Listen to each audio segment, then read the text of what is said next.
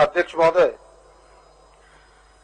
मैं बात प्रारंभ करता हूं कि आपने जब समय सीमा दे रहा था तो मैं उसी समय सुन रहा था कि अब यहां न बोले तो फिर कहां बोले और अब न बोले तो कब बोले। मैं इसलिए कह रहा हूं इन शब्दों को कि आज जो देश की परिस्थितियां बनी है, जो लोग बोलता है बेचारे जेल में बंद हो जाता है, उन पर राजद्रोह का केस हो जाता है, सीबीआई का छापा पड़ जाता है, ईडी का छापा पड़ जाता है। बाहर तो बोलना मना है हुजूर, यहां तो बोलने दीजिए, यहां मत रोकिए, सबकी सुनिए, 2 घंटे और चलेंगे। सुनने में क्या ऐतराज, को अच्छी बात यह है कि चाहे विपक्ष से हो चाहे सत्ता पक्ष से हो। और इतना नहीं, अब न बोले तो कब बोले। अभी उठा रहे थे इरफान साहब, देश बिकने जा रहा है अध्यक्ष महोदय, रेल बिक गया। जिस रेल को भारतीय रेल हम कल तक कहते थे, अब अडानी और अंबानी रेल दिखाएगा। जिस एयरपोर्ट का नाम कल तक बिरसा मुंडा के नाम था, सुभाष चंद्र बोस के नाम था, अब अडानी और अंबानी के बाप दादे के नाम होगा। अब न बोले तो कब बोले अध्यक्ष महोदय, अब तो बोलने दीजिए। इतना ही नहीं, मैं उससे आगे भी, और ये बात मैं नहीं कह रहा हूं, अभी 3 दिन पहले जो सुप्रीम कोर्ट के जस्टिस थे, वो लोकूर साहब, एमबी लोकूर, उन्होंने कहा 3 दिन पहले कि इस देश में राजद्रोह के 70 मुकदमे ऐसे हो गए इस सरकार के विरोध में लोगों ने कहा। अध्यक्ष महोदय, ये परिस्थितियां पूरे देश में बनी है, सार्वजनिक चीजें बिक रही है। और आपने जिस बिल का मैंने जिक्र किया था आपके दोपहर भोजन के पहले कि bill on agriculture market, the farmer agreement price assurance and farm services bill 2020, the essential commodities bill 2020। अध्यक्ष महोदय, ये जो फार्मर बिल है, प्रदीप जी सूचना दे रहे, जो बजट आया अनुपूरक बजट, उस पर चर्चा कर रहे थे। अभी माननीय इरफान जी ने अपना पूरा बजट भाषण आया, क्या इस बजट से रिलेटेड कोई भी बात उसमें थी? अभी आदरणीय प्रदीप यादव जी भी अपना शुरुआत की है बजट पे चर्चा, एक भी शब्द बजट से रिलेटेड है। मैं आपसे आग्रह करता हूं कि आपका संरक्षण गलत दिशा में नहीं जाए। अध्यक्ष महोदय, धन्यवाद। चलिए प्रदीप जी, मैं वही आ रहा हूं अध्यक्ष महोदय। मैं कह रहा था कि ये बिल जो लाया है, जो किसानों को पंगु बनाएगा, जो कॉर्पोरेट घराने वो खेती करेगा, हम मजदूर बनके रह जाएंगे किसान। अध्यक्ष महोदय, तो अब तो बोलना ही होगा, इसलिए मैं बोलने के लिए खड़ा हुआ हूं अध्यक्ष महोदय। और मैं बात को प्रारंभ करता हूं अध्यक्ष महोदय, जिस बात को कह रहे थे कि अनुपूरक बजट पर चर्चा होनी चाहिए, मैं अनुपूरक बजट की ही चर्चा कर रहा हूं अध्यक्ष महोदय कि जिस प्रकार लगभग 2,500 करोड़ अनुपूरक बजट सरकार ने लाई है, मैं अनुपूरक बजट का समर्थन करता हूं, कटौती का विरोध करता हूं। लेकिन सरकार से केवल एक बात जानने की इच्छा होती है कि थोड़ा स्पष्ट करना चाहिए इस अनुपूरक बजट को। मुझे पता है, सबको पता है कि सरकार जरूरत के हिसाब से अपने बजट में अनुपूरक 3 अनुपूरक बजट लाती है और सामान्य रूप से लाती है, कोई उसमें ऐतराज किसी को नहीं होता। वैसे थोड़ी बहुत चर्चाएं होती है, लेकिन थोड़ा उसमें यह स्पष्ट होना चाहिए कि भाई 2,500 करोड़, क्योंकि लोग थोड़े भ्रमित हैं, क्या आपके मूल बजट के आकार को बढ़ाएगा कि रीअरेंजमेंट है उसी बजट के अंदर का, ये बातें स्पष्ट होनी चाहिए। क्योंकि थोड़े लोग भ्रम में, लोगों को लगता है कि 2,500 करोड़ कहीं ऊपर से आ गया, पहले 86,000 करोड़ का था, ये 90,000 करोड़ का बजट हो गया क्या। ये बातें थोड़ी स्पष्ट होनी चाहिए। ये पैसे आए थोड़े केंद्र सरकार के पैसे आपकी, क्योंकि आपने जो वित्तीय स्थिति यहाँ की अभी हालात है वो किसी से छुपा हुआ नहीं है, बड़ी मुश्किल में वित्तीय हालात। अध्यक्ष महोदय, जो मेरे पास आंकड़े हैं अध्यक्ष महोदय, वो आंकड़े बताते हैं कि जो पिछले साल का रेवेन्यू कलेक्शन था और जो भारत सरकार से पैसे मिलने थे, उन तमाम रिसोर्सेज की अगर बात करें तो अब तक के आंकड़े 6,000 करोड़ कम मिले हैं। अब तक 25,119 करोड़ पिछले बार मिला था और अभी जो सरकार को मिले हैं वो 19,175 करोड़ है। ये तो पिछले साल की तुलना है, लेकिन इस साल तो 25% लक्ष्य अगर आप अधिक कर दें अध्यक्ष महोदय, तो आज के आंकड़े ये बताते हैं कि 12,500 करोड़ हम डेफिसिट में चल रहे हैं, पीछे चल रहे हैं, और जिसमें सबसे अधिक लॉसेस है ग्रांट एड जो भारत सरकार देती है, 4,500 करोड़ रुपया नहीं दिया, जो हमें पता है अध्यक्ष महोदय। ऐसे में से सरकार को ये बताना चाहिए कि आखिर इस बजट को आप कैसे पूरा करेंगे। जो काम आपने ठाना है, जो काम आपने सोचा है, वो कैसे पूरा होगा, क्योंकि थोड़ा हम सब भी जानना चाहते हैं, राज्य की जनता जानना चाहती है, इसलिए जानना चाहती है कि इस कोविड-19 बड़ी बुरी परिस्थिति में लोग फंसे हैं। हमें लगता है कि ये थोड़ा स्पष्ट करना चाहिए। और इस बजट के आगे मैं पहले ही कहा कि आपके बजट का समर्थन करता हूं, लेकिन उसके साथ साथ एक दो बातें कहना चाहता हूं कि भाई बजट हम सब देते हैं और सरकार की मंशा भी बेहतर है, सरकार की मंशा पर कोई सवाल नहीं है, लेकिन उसके आउटकम फलाफल थोड़े बेहतर होनी चाहिए। मैं सुझाव के तौर पर सरकार से कहना चाहूंगा, अभी आपने देखा होगा अध्यक्ष महोदय कि हाल के दिनों में जब कोविड-19 की बातें आई, प्रवासी मजदूरों को सरकार ने जिस तरह से लाने का प्रयास किया, चारों तरफ प्रशंसा हुई। केवल यही नहीं, पूरे देश में प्रशंसा हुई कि सबसे बेहतर काम सरकार ने प्रयास किया प्रवासी मजदूरों के लिए।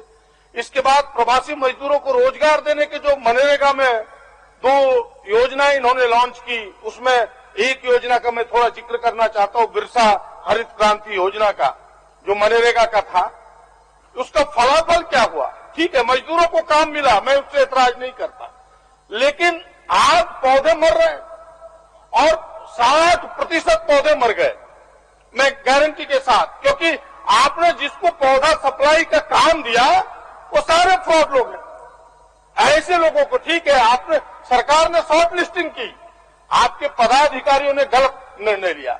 पदाधिकारियों पर सरकार का लगाम होना चाहिए, तब आपके फलाफल। जो खाद, कंपोस्ट खाद जिसको कहते हैं अध्यक्ष महोदय, सरकार को नजदीक से उसकी क्वालिटी को देखना चाहिए। वो खाद नहीं है, वो ऐसे जिसने यूरिया को लूटा उसी को कंपोस्ट की भी जिम्मेवारी दे दी गई। वो केवल मिट्टी सप्लाई कर रहा है, और कोई किसी भी, चाहे सत्ता पक्ष के हों, विपक्ष के हों, आप किसी से पूछिए, आप भी अपने क्षेत्र में देख सकते हैं कि क्या स्थिति है। इसीलिए हमने कहा कि पैसे जाए लेकिन उसके फलाफल बेहतर हो अध्यक्ष महोदय। और मनरेगा में तो पहले से बिचौलिया के हाथ में था, और इस बार एक बिचौलिया इन्होंने जेएसएफपीएल को घुसा दिया कि वही योजना का चयन करेगा। वो तो बिचौलिया का दादा है, जेएसएफपीएल बिचौलिया का दादा है अध्यक्ष महोदय। ऐसे चीजों पर सावधानी बरतनी चाहिए। और मैंने मंत्री जी से कई बार मिलकर कहा, ये बेचारे हाथ खड़े कर देते। हाथ खड़े करने से नहीं होगा, तब फिर आप पैसे क्यों ले रहे? जब आप मजबूर है तो फिर पैसा मत लीजिए।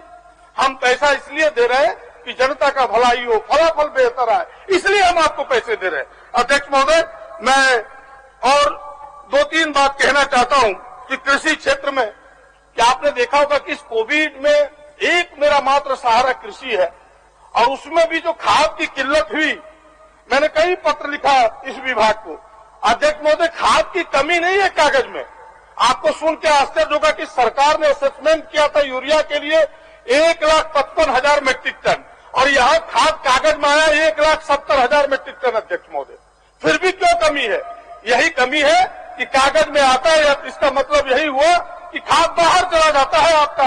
आपका कोई नियंत्रण नहीं है खाद पर। आप खाद को नियंत्रित कीजिए। 255 नहीं, मैं तो 550 रुपए में खाद को अपनी नजरों से बिकते देखा हूं और रसीद सहित भेजा हूं विभाग को, लेकिन विभाग कुछ करता नहीं। ये सरकार को सचेत होना होगा कि आप जितना बेहतर आपकी मंशा है, वो रिजल्ट तब बेहतर आएगा, तब उतनी आपको मेहनत करनी होगी, उतने पदाधिकारियों पर लगाम लगाना होगा, वरना रिजल्ट नहीं आएगा, वरना फिर इनको कहने का मौका मिल जाएगा। आप ये मौका ना दें, ये अवसर ना दें, ये मैं सुझाव के तौर पर सरकार से कहना चाहता हूं अध्यक्ष महोदय। और इतना ही नहीं, मैं एक बात और आगे कहना चाहता हूं, वो बात यह है कि पिछले साल मैं सरकार के केवल काम के बारे में थोड़ा दिखाना चाहता हूं, तो अगले बजट में हमने ओलावृष्टि की बात उठाई थी प्रदीप जी। और अध्यक्ष महोदय, हम तो 2-3 मिनट और लेंगे आपका, 2-3 मिनट लेंगे कि एक महत्वपूर्ण बात, वो क्षेत्र से जुड़ा हुआ मामला है कि पिछले बजट में हमने ओलावृष्टि का मामला उठाया था अध्यक्ष महोदय। सरकार ने घोषणा की, खुद बादल बाबू ने घोषणा की कि नोटबट्टा मुझे याद है, और आज तक उसके वहां से किन किसानों को पैसा मिल रहा है उसकी सूची भी इनके पास उपलब्ध नहीं है। उसका जब इस बार हमने प्रश्न डाला तब उत्तर में आया है कि नहीं 11/9/2020 को किसानों की सूची उपलब्ध हुई, 11/9/2020।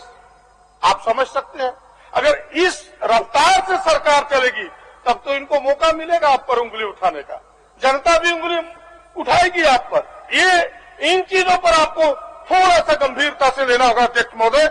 मैं इसीलिए आपको कहा कि 2-3 मिनट जुटी हुई चीजें हैं, पिछली सरकार के कई गलत नीतियों के कारण उसके परिणाम हम सब भुगत रहे हैं।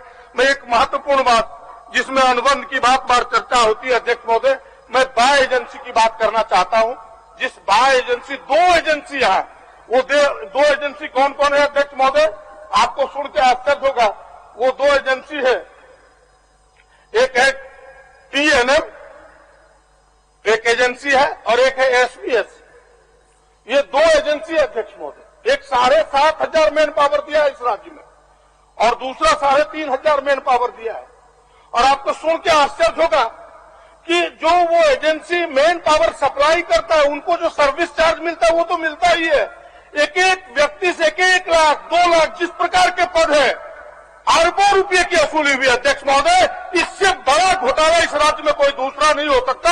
मैं मानता हूं कि पिछली सरकार का निर्णय है, लेकिन उस पर लगाम लगाना वर्तमान सरकार का भी काम है। उस पर लगाम लगाइए, उसकी जांच कराइए और उसको जेल की हवालात में बंद कीजिए। उसका जगह वहां है, वो मैन पावर करने लायक नहीं है। और अभी आपको सुन के आश्चर्य होगा कि 3 कॉलेज है, Dumka medical college, Hazaribagh medical college, Palamu medical college, उसमें भी यही TNM को मैन पावर का सप्लाई का। और क्या क्या करेगा आपको, आप 1 मिनट समय में राज्य हित में अध्यक्ष महोदय, इसलिए मैं विषय को रख रहा हूं कि वो क्या सप्लाई करेगा। एक laboratory incharge, deputy librarian, matron, assistant matron, staff nurse, supervisor, मतलब तमाम पदों पर 57 प्रकार के फैकल्टी जो करेगा अध्यक्ष महोदय। आप समझिए, और इस मेन पावर से वसूली प्रारंभ हो गई है और वसूली प्रारंभ होगी अध्यक्ष महोदय। तो आखिर इस सरकार को इन चीजों पर ध्यान देना होगा, वरना वो पिछली सरकार का निर्णय है। ये निर्णय है आपका, तारीख में केवल बता रहा हूं, वो तारीख है अध्यक्ष महोदय 4/10/2019 का है। ठीक है, निर्णय है पिछली सरकार का, लेकिन अब तो इस सरकार को निर्णय लेना चाहिए कि ये गलत है। अभी जिसकी बात चल रही थी चर्चा, मैं एक बात और कह के अपनी बात को विराम लगाऊंगा अध्यक्ष महोदय। वो कि पिछले दिनों आपने देखा होगा कि सरकार ने घोषणा की थी अध्यक्ष महोदय कि हम यहां ठेके 25 करोड़ तक का ठेका स्थानीय लोगों को देंगे। मैं खाद्य आपूर्ति विभाग की ओर आना चाहता हूं अध्यक्ष महोदय, और खाद्य आपूर्ति विभाग में अभी एक टेंडर आया है, वो भी बाय एजेंसी कर रहा है अध्यक्ष महोदय। और वो एजेंसी, वो भी मुंबई की एजेंसी है अध्यक्ष महोदय। टेंडर का काम भी दे दिया बाह्य एजेंसी, अब विभाग टेंडर नहीं करता। और आपको सुन के आश्चर्य होगा, उन्होंने ऐसे ऐसे शर्त को 70 पन्ने मोटे में इन्होंने अपना एडवर्टीजमेंट निकाला है टेंडर का, अंग्रेजी में निकाला ताकि ब्लॉक स्तर के लोग पिछड़ जाए, जो यहाँ के स्थानीय लोग अध्यक्ष महोदय। और ये कंपनी रजिस्ट्रेशन के लिए फीस रखा है 2360। एक ब्लॉक में कम से कम 10 लोग रजिस्ट्रेशन कराएगा। पूरे राज्य का जोड़िएगा अध्यक्ष महोदय तो 60 करोड़ रुपया का केवल रजिस्ट्रेशन के नाम पर वसूली होगा उस कंपनी के द्वारा। मैं जोड़ के आपको बता रहा हूं। और फिर जो टेंडर डालेगा वो नॉन रिफंडेबल है, वो है 5,900। अगर उसको जोड़िएगा जो नॉन रिफंडेबल है तो उस कंपनी को 200 करोड़ रुपये का लाभ केवल टेंडर फ्रॉड करने में हो रहा है। मैं मानता हूं कि यह निर्णय भी पिछली सरकार का है। मंत्री जी आप अब अधिक समझदार है, समझते हो इन चीजों को, लेकिन इस निर्णय को बदलना रामेश्वर बाबू आपका काम है। अगर आप ना बदलेंगे तो फिर लगेगा कि उसी लीक पर आप चल रहे हैं, तो फिर आप क्यों बैठे यहाँ, तब तो वही बैठा था। फिर अंतर क्या है, अंतर आपको दिखना चाहिए। एक बार आपने कैंसिल किया, मुझे ये भी पता है, फिर क्या मजबूरी है आपकी कि दोबारा आपने फिर उसी टेंडर को करवा दिया। ये क्या जरूरी है, इसमें स्थानीय लोग भाग नहीं ले पाएंगे अध्यक्ष महोदय। इसलिए मैंने कहा कि यह महत्वपूर्ण विषय है, इसलिए इस विषय को मैं लाया हूं अध्यक्ष महोदय। और अंत में हो गया। नीतिगत हो गया प्रदीप जी, हो गया। एक बात, एक नीतिगत हो गया। एक मिनट से अधिक नहीं लूंगा अध्यक्ष महोदय। नीतिगत बात यह है कि मैं बार बार चर्चा करता हूं कि जो भू अर्जन के पिछले समय काम हुए हैं अध्यक्ष महोदय, कि मैं इस विषय को लेकर लड़ता रहा हूं। इसीलिए कहता हूं कि जो भूमि अधिग्रहण कानून 2013 बना, 2015 में पिछली सरकार ने उसके आधार पर नियमावली बनाई और भू अधिग्रहण कानून 2013 में यह प्रावधान है अध्यक्ष महोदय कि 5 साल तक जिस उद्देश्य के लिए जमीन ली गई, अगर वह पूरा नहीं करती है एजेंसी कंपनी, तो वह जमीन रैयतों को वापस होगी या फिर सरकार उस पर निर्णय लेगी। सरकार ने निर्णय क्या दे दिया नियमावली में बना के कि सरकार लैंड बैंक में रखेगी। ये एक बहुत बड़ा अड़चन है अध्यक्ष महोदय। इसलिए मैं सरकार से कहना चाहूंगा कि ऐसे नीतियों में आप परिवर्तन करें। मैंने गैस लाइन पाइपलाइन योजना की भी, उस बिल की भी चर्चा की थी जो पिछले सरकार ने किया था कि आज गैस लाइन पाइपलाइन बिछ रहा है पानी का अध्यक्ष महोदय।